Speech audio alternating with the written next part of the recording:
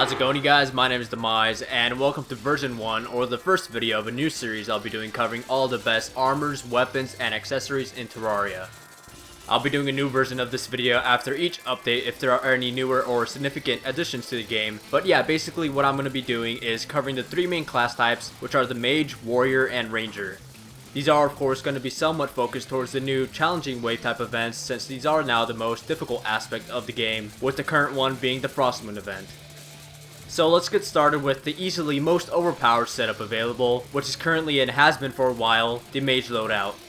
The best armor for mages is still of course the Spectral armor, as it provides the most important feature that this playstyle depends on, which is of course the lifesteal. Even after the small nerf that came with the Christmas update, the lifesteal is still incredibly helpful in keeping you alive, and can carry you even into the final wave of the Frost Moon event solo. This of course would not be possible without the new highest DPS weapon that came with the update called the Blizzard Staff. You honestly don't really need any other weapon once you get this one, but if you're like me and don't like the slight delay that the staff has, or if you are not above ground, I would recommend you either use the Razor Pine or the Bat Scepter as your main weapon of choice.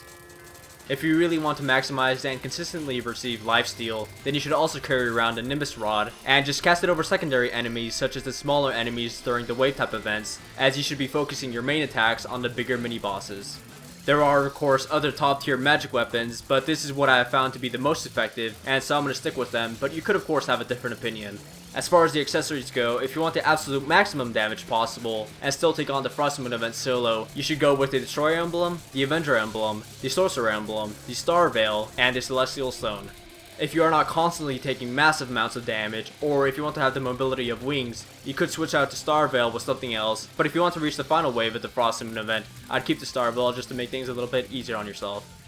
So now onto what I believe to be the second strongest class or playstyle that you can use, which is of course the Warrior or the Melee Loadout. Since the last time that I made the video covering the best Melee Loadout, I've had some time to think, and while the Turtle Armor does indeed provide flat out the most defense, the Chlorophyte Melee Armor and the Hallowed Armor still provide the most amount of damage possible. So choose whichever armor set works best for your playstyle, or what specific thing you want to do.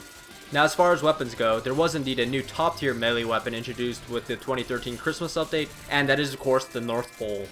What makes this weapon so powerful is the huge area that it can attack simultaneously with all of its snowflakes, and if used in just the right way, you can reach up to or over 20,000 DPS. Because of this, it is highly effective against wave type events such as the Frost Moon event, which is exactly the type of weapon we are looking for. This is therefore the best spear type weapon, but the Paladin's Hammer or Possessed Hatchet is still the most powerful boomerang type weapon, and I would also still consider the Horseman's Blade to be the best sword type weapon. The Vampire Knives are also still definitely worth mentioning, as they are the only lifesteal weapon available for melee, but as good as these weapons are, the North Pole is still hands down the best weapon to use for the Frost Moon event. As for accessories, I would go with the Destroyer Emblem, the Fire Gauntlet, the Warrior Emblem, the Star Veil, and the Celestial Stone. Once again, you could change out the Star Veil for either wings or something like the Mechanical Glove to squeeze out a little bit more damage, but I personally prefer the added invincibility from the Star Veil.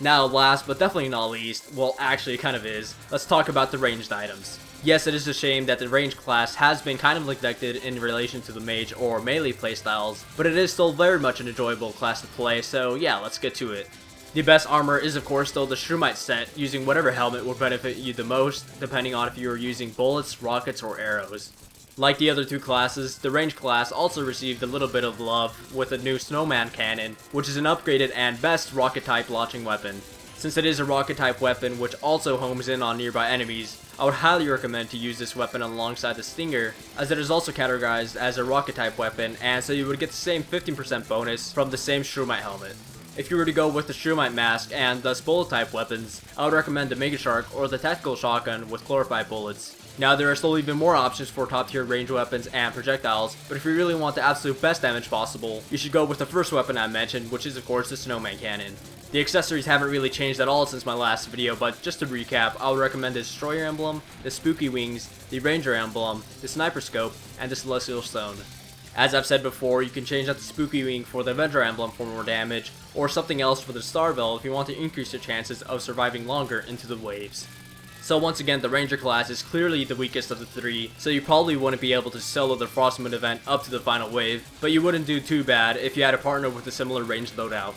The melee loadout also isn't very ideal to reach the final wave of the Frostmoon event unless you exploit a glitch with damage from a single spike, but I don't really see this as a valid way of playing. Then again, the Mage Loadout feels way too overpowered in relation to these other two classes, to the point where you can maintain your life quite easily, but I don't really see this as a problem with the special armor or anything, but rather as a problem with the ranged and warrior classes, as they feel a bit too underpowered and need to be buffed. So yeah, as always, if this video helped you out, go ahead and leave me a like and subscribe for more videos, and yeah, have a nice day.